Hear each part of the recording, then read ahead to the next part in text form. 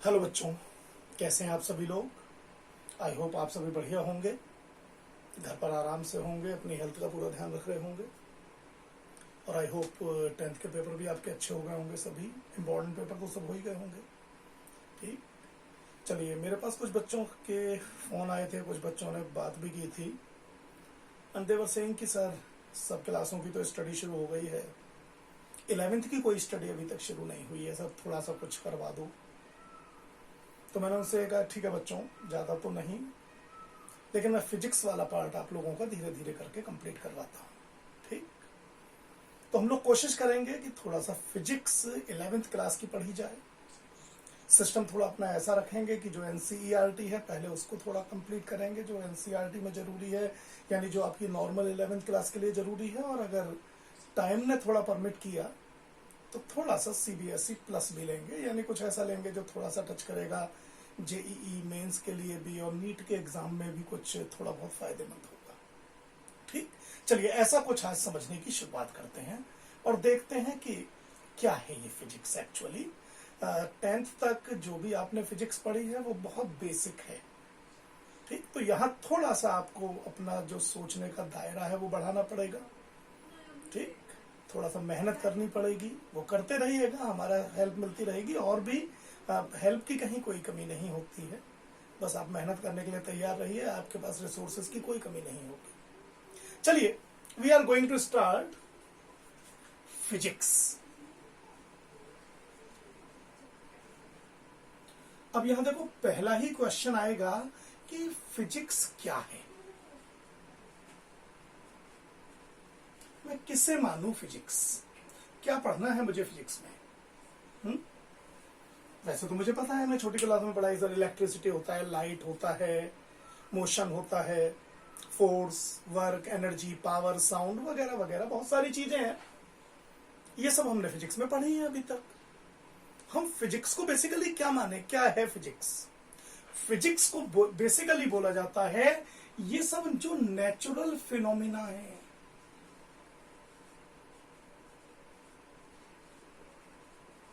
जो natural phenomena है उनकी स्टडी, ये फिजिक्स है। यानी फिजिक्स वो है जो हमें ये बताती है कि नेचर में जो भी कुछ हो रहा है वो कैसे हो रहा है। और ये मानकर चलिए कि जो नेचर में हो रहा है वो तो फैक्ट है। अगर हम फिजिक्स पढ़ना चाहते हैं तो हमें ये मालूम करना है कि जो भी कुछ नेचर में हो रहा है ये क्यों हो रहा है, इसके पीछे क्या क्या कॉजेज हैं। और याद रखिएगा, अगर हमारी कोई थ्योरी ये कहती है फिजिक्स की कि हमारे हिसाब से तो ऐसा होना चाहिए लेकिन नेचर में कुछ और हो रहा है, then nature will not change itself. I have to change, we have to change our theory according to the phenomenon that is taking place in nature. तो नेचर में जो हो रहा है वो तो सच है, वो कैसे हो रहा है, उसके पीछे क्या कॉजेज हो सकते हैं, ये सब पढ़ा जाएगा फिजिक्स में। फिजिक्स पढ़ने के लिए जो हमें सबसे पहली चीज की जरूरत पड़ेगी वो पड़ेगी फिजिकल क्वांटिटीज। अब ये पता लगाना बहुत जरूरी है कि फिजिकल क्वांटिटीज क्या होती हैं, किसे माने हम फिजिकल क्वांटिटी।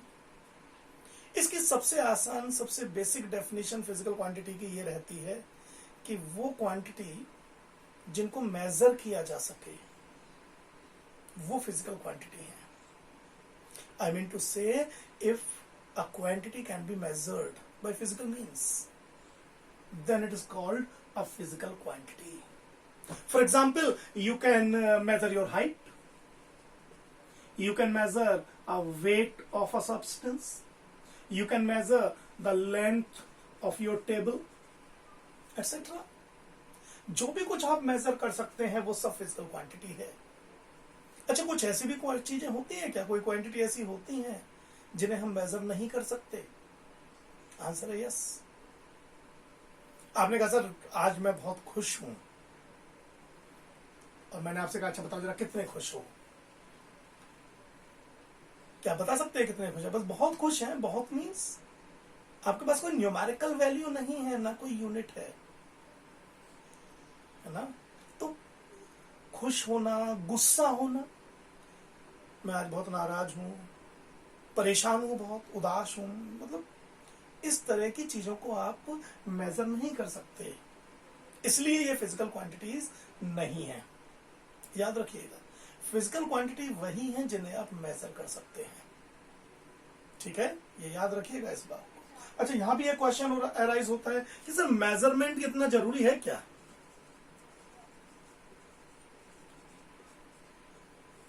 पहले तो मेजरमेंट क्या है, और अगर मेजरमेंट कुछ है तो वो इतना जरूरी क्यों है? चलिए पहले तो ये समझते हैं कि मेजरमेंट क्या होता है। जानते हैं मेजरमेंट क्या है? डायमेंशंस फाइंड करना किसी चीज के, या कोई भी क्वांटिटी किस मैग्नीट्यूड में अवेलेबल है ये पता लगाना, ये उसका मेजरमेंट है। और मेजरमेंट जरूरी क्यों है? अगर हम मेजरमेंट ना करें तो क्या दिक्कत है? सोचो जरा, अपने दिमाग में कुछ ऐसी बातें सोचिए जिसमें आप अगर मेजरमेंट ना करें तो दिक्कतें आ जाएंगी।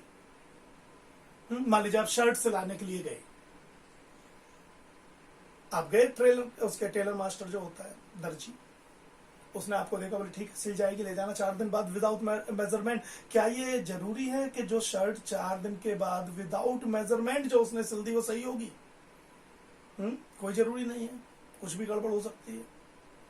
ठीक, अब कोई शॉपकीपर से कुछ सामान लेने जाइए, बिना बैंक के उसने आइडिया से दे दिया, अब आपकी किस्मत है, ज्यादा भी आ सकता है, कम भी आ सकता है, but you are not satisfied. ज्यादा भी आ जाए तो भी दिमाग में लगा रहता है जरूर कम होगा, है ना। और भी बहुत सारी परेशानियां हो सकती हैं। अभी तो 10th के कॉपी में जब जो चेक हो रही होगी, अगर वही मेजरमेंट ना हो तो गड़बड़। आइडिया से टीचर ने कहा बोले रख दो, चलो अच्छा इसका नाम ठीक सा लग रहा है देखने में, नंबर दे दो, और इसका नहीं लग रहा है उसका छोड़ दो, गड़बड़ है ये भी। तो एक प्रॉपर मेजरमेंट बहुत जरूरी होता है। मेजरमेंट में भी नई समस्याएं आती हैं भाई। मेजरमेंट जब पुराने समय में किया जाता था तो बड़ी अलग अलग टाइप के तरीके अपनाए जाते थे मेजरमेंट के लिए। लेंथ के लिए बड़े अजीब अजीब से मेजरमेंट थे। इंच, आपको पता है इंच बेसिकली कहां से डेवलप हुआ? It is the width of the bottom of thumb, इसको इंच बोला जाता था। Cubit, that distance. Furlong, horse दौड़ा दिए जाते थे कई सारे, कोई कितने डिस्टेंस के बाद रुक जाता था या मुड़कर देखता था, कोई किसी डिस्टेंस के बाद उनका एवरेज निकाल दिया जाता था, and that was treated as furlong, जिसे फलांग बोलते हैं आजकल इंडियन हैबिट्स में। इसी तरीके से गज, यहां से लीजिए हाथ को ऐसे ऐसे कर लीजिए, इस वाले शोल्डर तक का जो डिस्टेंस है ये गज है। क्या ये सही है?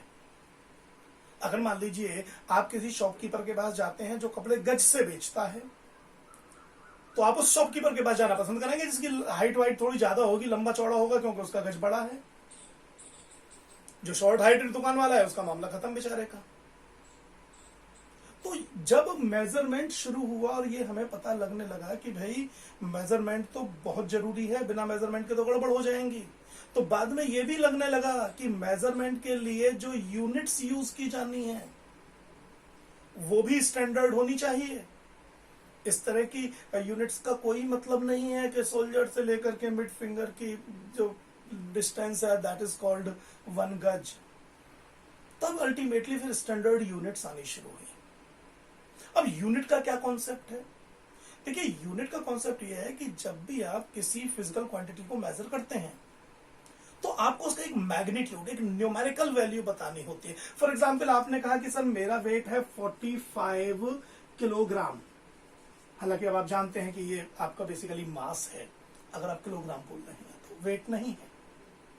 पर चलिए हम थोड़े समय के लिए मान लेते हैं कि आपने कहा मेरा मास 45 किलोग्राम है।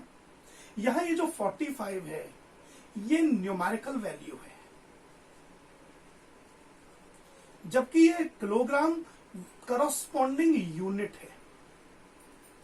45 आपके मास की न्यूमेरिक वैल्यू को बता रही है, और न्यूमेरिक वैल्यू भी तब जब आप यूनिट किलोग्राम लें, जब आप इस यूनिट को चूज करें।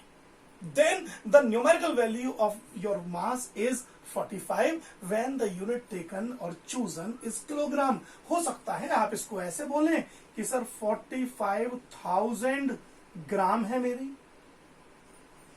मास, बिल्कुल सही है। इस बार ये न्यूमेरिक वैल्यू हो गई और ये यूनिट हो गई, लेकिन दोनों का मतलब एक ही है, ये भी याद रखिएगा। एक न्यूमेरिकल वैल्यू जब किसी यूनिट के साथ लिखी जाती है तो ये किसी एक फिजिकल क्वांटिटी को रिप्रेजेंट करती है, इंक्लूडिंग इट्स मैग्नीट्यूड। और मान लीजिए आपने यूनिट चेंज करके कोई दूसरी बना ली, तो यहां पर न्यूमेरिक वैल्यू भी उसी के अकॉर्डिंगली चेंज हो जाएगी। हालांकि दोनों ही सिनेरियो में फिजिकल क्वांटिटी वही रिप्रेजेंट होगी, फिजिकल क्वांटिटी में कोई चेंज नहीं आया, ये भी याद रखिएगा, physical quantity as it is है। लेकिन जैसे ही आपने न्यूमेरिक वैल्यू चेंज की, या तो यूनिट चेंज कीजिए अगर सेम फिजिकल क्वांटिटी रखनी है, और अगर आपने यूनिट को चेंज कर दिया तो न्यूमेरिक वैल्यू चेंज हो जाएगी। यानी ये याद रखिएगा कि अगर क्वांटिटी आप चेंज नहीं कर रहे हैं तो n1 u1 की वही वैल्यू मिलेगी जो n2 u2 की होगी, और ये एक फिक्स कांस्टेंट फिजिकल क्वांटिटी को रिप्रेजेंट करेगी। और इससे मुझे ये भी पता लग जाता है कि numeric value inversely proportional to unit होती है। अगर यूनिट आपने लार्जर चूज की है तो उसकी न्यूमेरिक वैल्यू कम होगी, और अगर यूनिट आपने स्मॉलर चूज की है तो न्यूमेरिक वैल्यू बढ़ जाएगी, so that the product of these two remain same. समझ रहे हैं आप इस बात को? तो ये हमारे को समझना चाहिए कि फिजिक्स नेचुरल फिनोमेनन की स्टडी है, उसके लिए हम फिजिकल क्वांटिटीज यूज करते हैं जिनको मेजर कर सकते हैं, वही फिजिकल क्वांटिटी है। जब हम मेजर करेंगे तो हमें न्यूमेरिक वैल्यू की भी जरूरत पड़ेगी, हमें एक यूनिट की भी जरूरत पड़ेगी, और न्यूमेरिक वैल्यू और यूनिट दोनों का कलेक्शन हमें उस फिजिकल क्वांटिटी की न्यूमेरिकल वैल्यू को करेक्टली एक्सप्लेन करके बता पाएगा कि वास्तव में ये वैल्यू कितनी है। और फिजिकल क्वांटिटी में जैसे ही आप यूनिट को डिफर करेंगे न्यूमेरिक वैल्यू चेंज होगी, और अगर आप ऐसा नहीं करते हैं तो फिर फिजिकल क्वांटिटी डिफर हो जाएगी, उसका अमाउंट डिफर हो जाएगा। जब तक आप फिजिकल क्वांटिटी को सेम रख रहे हैं आपको इस बात का ध्यान रखना ही होगा, ये ध्यान रखिएगा। क्लियर है चीज? चलिए, उसके बाद जब हम आगे आते हैं और फर्दर फिजिकल क्वांटिटीज की बात करते हैं तो हम फिजिकल क्वांटिटी को कई कैटेगरी में डिवाइड करते हैं। कुछ फिजिकल क्वांटिटी प्योर रेशो होती हैं, ये किन्हीं दो सिमिलर टाइप की यूनिट्स का रेशो होती हैं। जैसे इसका एग्जांपल देते हैं, जो अभी तक आप पढ़ चुके, रिफ्रैक्टिव इंडेक्स। रिफ्रैक्टिव इंडेक्स आपने क्या पढ़ा था? Speed of light in vacuum upon speed of light in a given medium. तब आप refractive index of that medium with respect to vacuum निकाला करते थे। लेकिन अगर आप इसकी यूनिट की बात करें तो क्या होगा? c is the speed of light in vacuum, unit is meter per second. In the same manner, velocity of light in a particular medium, it also has the unit as meter per second, so unit will be cancelled by unit. Such type of ratios are absolute ratio. They do not have any unit. इनमें कोई unit नहीं होती। और भी इसके example ले सकते हैं आप। Relative density, density of water density of material divided by density of water, that is relative density of that material. It also doesn't have any unit.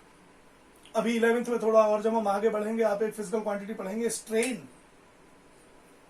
ये किसी पर्टिकुलर जो फिजिकल क्वांटिटी होती है उसमें जितना चेंज किया जाता है divided by original physical quantity, इनका रेशियो कहलाता है। मान लीजिए कोई भी फिजिकल क्वांटिटी है Q, तो change in Q when divided by original Q, then it is usually termed as strain.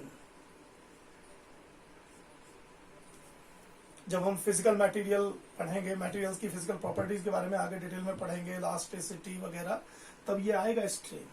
ये भी डायमेंशनलेस है, ये भी एक प्योर रेशियो है। तो quantity can B pure ratio, sometimes they may be scalar. Scalar physical quantity वो physical quantity होती हैं जिनके कंप्लीट डिस्क्रिप्शन के लिए भी हमें इस बात की जरूरत नहीं पड़ती कि उनकी डायरेक्शन क्या है, या ये कहिए कि उनकी डायरेक्शन में होने वाला चेंज इन फिजिकल क्वांटिटीज पर कोई इफेक्ट नहीं डालता, इनकी वैल्यू पर कोई इफेक्ट नहीं डालता, और in most of the cases जो रिजल्ट्स होते हैं they are unaffected when you change the direction of that physical quantity. तो ऐसी जो भी फिजिकल क्वांटिटी है जिनमें डायरेक्शन चेंज करने पर रिजल्ट्स चेंज नहीं होते, या आप ये कह सकते हैं कि जिनमें डायरेक्शन का कोई रोल होता ही नहीं है, उन्हें हम स्केलर क्वांटिटी कहते हैं। बहुत सारी स्केलर क्वांटिटी हैं। डिस्टेंस हमने पढ़ा है, डिस्टेंस के अलावा मास बहुत इंपॉर्टेंट है, टाइम है, टेम्परेचर है, स्पीड है, ये सारी स्केलर क्वांटिटी है। अगर आपको स्केलर क्वांटिटी को ऐड करना है, सब्ट्रैक्ट करना है, तो जो ऑर्डिनरी आपने अलजेब्राइक मेथड्स या अरिथमेटिकल मेथड्स पढ़े हुए हैं एडिशन सब्ट्रैक्शन के, आप उन्हें अप्लाई कर सकते हैं and easily you can add और subtract such type of quantities. कुछ होती हैं और क्वांटिटी, वेक्टर जिनको बोलते हैं, ये तो हमें बहुत डिटेल में भी पढ़ना है, चैप्टर 11 में आगे पढ़ेंगे। वेक्टर क्वांटिटी एक्चुअली वो फिजिकल क्वांटिटी होती हैं जिन्हें कंप्लीटली डिस्क्राइब करने के लिए आपको न्यूमेरिकल वैल्यू के साथ साथ, या ये कहिए मैग्नीट्यूड के साथ साथ, याद रखना collection of these two is called its magnitude, numerical value plus unit is called magnitude. तो वो फिजिकल क्वांटिटी जिनको कंप्लीटली डिस्क्राइब करने के लिए आपको मैग्नीट्यूड और साथ साथ ये भी इन्वॉल्व करना पड़े कि उनकी डायरेक्शन क्या है, ऐसी क्वांटिटीज को हम वेक्टर बोलते हैं। आमतौर पर होता क्या है, जब डायरेक्शन चेंज की जाती है ऐसी फिजिकल क्वांटिटी की, तो जो आउटपुट हमें मिलते हैं, जो रिजल्ट्स हमें मिलते हैं, वो भी डिफर हो जाते हैं, उनमें चेंज आ जाता है। इसका मतलब यह है कि भाई ये कहीं ना कहीं डायरेक्शन से इन्फ्लुएंस होती हैं। तो ऐसी फिजिकल क्वांटिटी, अभी मैं ज्यादा डिटेल में नहीं जाऊंगा, बहुत टेक्निकल डेफिनेशन में, वेक्टर पूरा एक पूरी यूनिट है जो हमें डिटेल में पढ़नी है, वहां हम इसको और बहुत अच्छे से, बहुत एनालिटिकली पढ़ेंगे इस चीज को। लेकिन अभी ये समझ लें कि हाँ, इन फिजिकल क्वांटिटी में अगर हम डायरेक्शन में कुछ वेरिएशन करते हैं तो रिजल्ट्स वेरी होने लगते हैं। और याद रखिएगा, ऐसी फिजिकल क्वांटिटी को आप नॉर्मल मेथड से ऐड भी नहीं कर सकते। इनके ऐड करने के तरीके नॉर्मल अलजेब्राइक मेथड या अरिथमेटिकल मेथड नहीं होते। आप थोड़ा सा आगे पढ़ेंगे, इसके लिए ट्रायंगल लॉ होते हैं, लॉ ऑफ पैरेललोग्राम्स होते हैं, जिनकी हेल्प से हम इनको ऐड कर सकते हैं, सब्ट्रैक्ट कर सकते हैं। ये कहिए कि इनको समझने के लिए तो हमें बिल्कुल पूरी तरह से बिल्कुल डिफरेंट वे है, डिफरेंट मेथड्स है इन्हें समझने के लिए।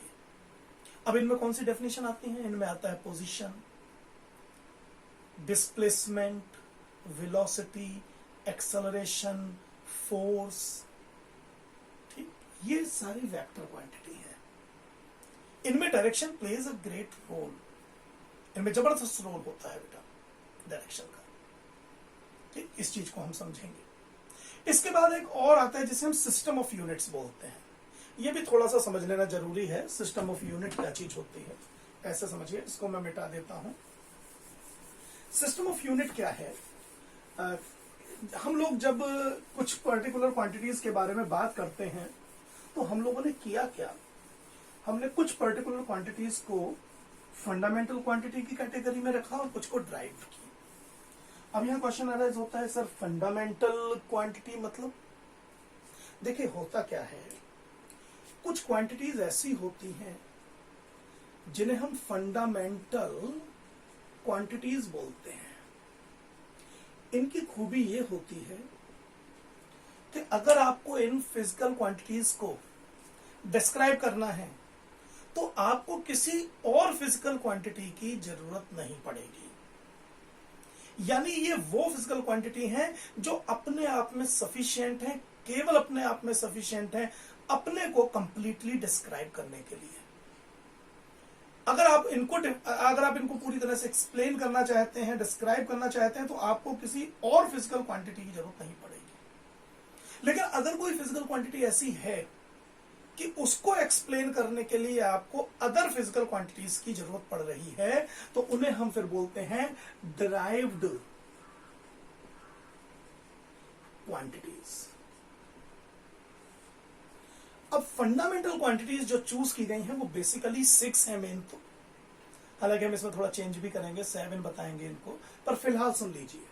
सबसे पहली है लेंथ, दूसरे नंबर पर आता है मास, तीसरे नंबर पर आती है टाइम, चौथे नंबर पर आता है इलेक्ट्रिक करंट, 5वें नंबर पर आता है टेम्परेचर और 6ठे नंबर पर आता है ल्यूमिनस इंटेंसिटी। ये 6 है वैसे तो मेन, लेकिन कुछ लोग कहते हैं सर आजकल इसमें एक और नई फिजिकल क्वांटिटी जोड़ दी गई है, मोल। याद कीजिए मोल, एवोगाड्रो नंबर 6.023 into 10⁻23। ये मोल, इसको भी आजकल हम फंडामेंटल क्वांटिटी मानने लगे हैं। हालांकि ये अमाउंट ऑफ सब्सटेंस को रिप्रेजेंट करती है, तो फिजिकल क्वांटिटी तो अमाउंट ऑफ सब्सटेंस हो जाती है, मोल इसकी यूनिट हो जाती है, जो भी आप कहें। इसके अलावा 2 सप्लीमेंट्री यूनिट और मानी जाती हैं, वो भी फंडामेंटल की तरह ही यूज होती हैं। एक कहलाती है प्लेन एंगल के लिए और एक होता है सॉलिड एंगल। सॉलिड एंगल जानते हैं आप या नहीं? मान लीजिए मेरे पास एक कोन है, थोड़ा टेढ़ा मेढ़ा सा है,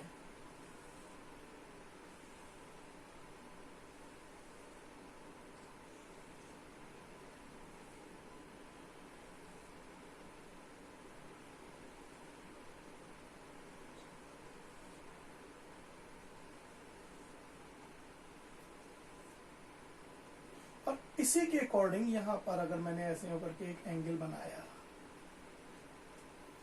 ये जो एंगल आप देख रहे हैं ये सॉलिड एंगल है।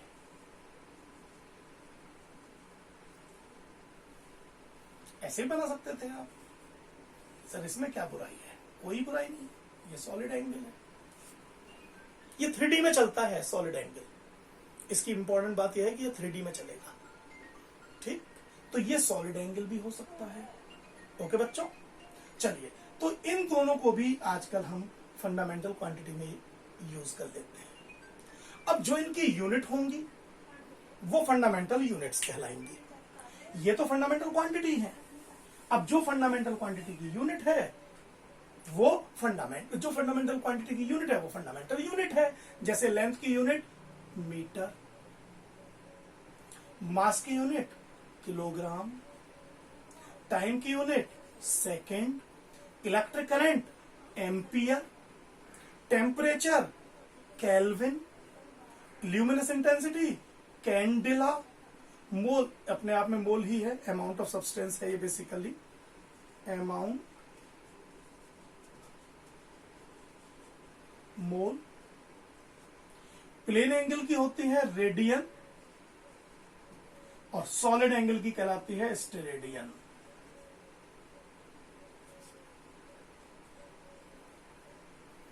ठीक, तो ये फंडामेंटल क्वांटिटी हो गई, ये इनकी फंडामेंटल यूनिट्स हो गई। अब ड्राइव्ड क्या है? जो इनकी हेल्प से डेवलप हो। जैसे किसी ने मुझसे कहा सर स्पीड, अब स्पीड क्या है? ये डिस्टेंस अपॉन टाइम है, तो मुझे इसकी यूनिट में डिस्टेंस यानी लेंथ की यूनिट चाहिए और टाइम की चाहिए। तो ये जो यूनिट बन करके मिली मुझे ms-1, ये डिराइव्ड यूनिट है, क्योंकि speed is a derived quantity और इसकी जो यूनिट है वो मीटर और सेकंड यानी लेंथ और टाइम की यूनिट से डिराइव की जा सकती है। एरिया, मान लीजिए आपसे एरिया बोला गया, एरिया क्या होता है? लेंथ इनटू ब्रेथ, तो आप समझ रहे हैं मीटर, मीटर ये मीटर स्क्वायर बन जाएगी, तो ये मीटर की हेल्प से बनी है। और चलिए एक देखते हैं फोर्स, ये तो आपने पढ़ा हुआ है। फोर्स क्या था? मास इनटू एक्सेलरेशन, और मास की यूनिट थी किलोग्राम मीटर पर सेकंड स्क्वायर। ये भी ड्राइव्ड फिजिकल क्वांटिटी है और ये ड्राइव्ड यूनिट है, क्योंकि ये मास, लेंथ और टाइम इन तीनों की यूनिट से तो ड्राइव हुआ है। अब यहां फिर क्वेश्चन आता है कि सर ये मीटर ही हो सकती है, हमने तो सेंटीमीटर और ये भी पढ़ा है। यू आर राइट, ये भी एक बात है। जब फंडामेंटल क्वांटिटीज की बात हो रही थी तो अलग अलग कंट्री ने अलग अलग सिस्टम फॉलो किए।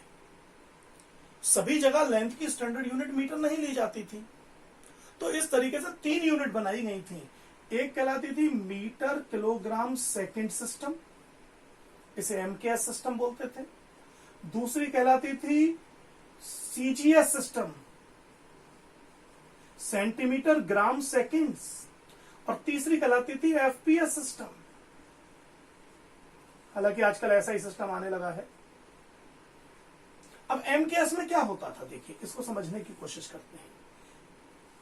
जो लेंथ होती थी वो मीटर में, मास किलोग्राम में, टाइम सेकंड में। वहीं CGS में ये मीटर की जगह सेंटीमीटर हो जाता था, मास किलोग्राम की जगह ग्राम हो जाता था, टाइम सेकंड में ही रहता था। FPS में लेंथ हो जाती थी फुट में, मास हो जाता था पाउंड में, और टाइम सेकंड में ही रहता था।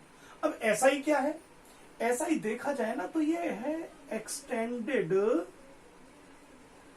Form of MKS actually.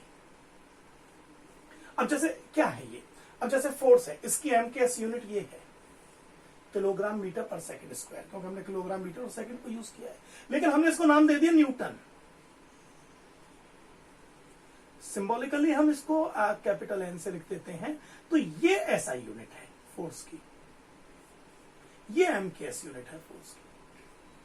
तो हमने केवल एक एक्सटेंडेड नेम दे दिया।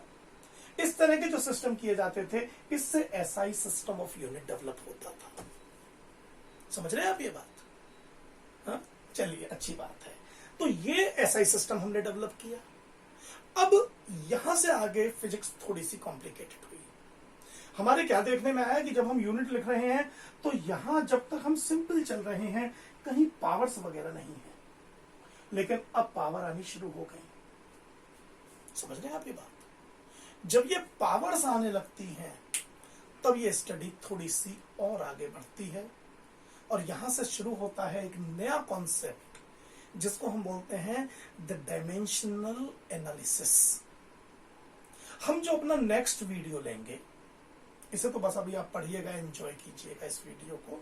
जो हम नेक्स्ट वीडियो लेंगे वो हम डायमेंशनल एनालिसिस पर लेंगे, और डायमेंशनल एनालिसिस के बाद फिर हम मेजरमेंट पर जाएंगे, जिसमें हम जीरो एरर और significant figures, error in measurements, ठीक, इन सब चीजों को पढ़ना शुरू करेंगे। ठीक, लेकिन हमारा जो अभी जो हमारा जस्ट नेक्स्ट टारगेट होगा वो डायमेंशनल एनालिसिस को डिस्कस करना होगा। ठीक है, अब बहुत फ्रीक्वेंटली तो मैं आप लोगों को वीडियो नहीं दे पाऊंगा, क्योंकि मुझे अदर क्लासेस के भी वीडियो देने हैं जिनको मैं कर रहा हूँ, पढ़ा रहा हूँ। ठीक, वो भी बहुत जरूरी है। लेकिन ये मेरा प्रॉमिस है आपसे कि आपको टाइम टू टाइम ये हम वीडियो पहुंचाते रहेंगे। आप इनको पढ़िए, और जैसे हम आपको पढ़ा रहे हैं आप भी कोशिश करें कि कोई आपके अड़ोस पड़ोस में हो बच्चा जो स्कूल नहीं जा पा रहा हो, आपका छोटा भाई बहन हो, उसे पढ़ाइए। स्कूल तो वो नहीं जा पाएगा पर आप उसकी हेल्प कर सकते हैं। ठीक, मेरे वीडियो होंगे जब आप इसको चलाएंगे तो उस पर और जो वीडियो मिल जाए वो उन बच्चों को दीजिए। इवन अगर मेरा ये 11th वाला वीडियो भी आप जितनों को दे सकते हैं, जिसको आवश्यकता महसूस हो उसे दीजिए। आप भी पढ़ाइए, जिनको पढ़ा सकते हैं, छोटी क्लास को, 11th को नहीं, जिन छोटी क्लासेस को पढ़ा सकते हैं उन बच्चों को बैठ के पढ़ाइए। स्कूल में उनके वीडियो, चाहे वो किसी भी स्कूल में हो, अपलोड हो रहे हैं, उनको एक्सप्लेन कीजिए, क्योंकि टीचर नहीं आ पा रहे होंगे एक्सप्लेन करने के लिए, उनको समझाइए। It will be beneficial for each and everyone. ठीक, चलिए इस वाले वीडियो को तो हम यहीं पर ऑफ करते हैं। ठीक है, अगली बार जब हम आपसे मिलेंगे तो हम डायमेंशनल एनालिसिस की बात करेंगे। ठीक, और इसमें कुछ ज्यादातर क्वेश्चन हम NCERT लेवल के ही लेंगे, यानी जो हमारी ऑर्डिनरी क्लास है, लेकिन कुछ प्रॉब्लम हम देखेंगे जो नीट लेवल पर जाएंगी, मेंस लेवल पर जाएंगे। Okay, all the best.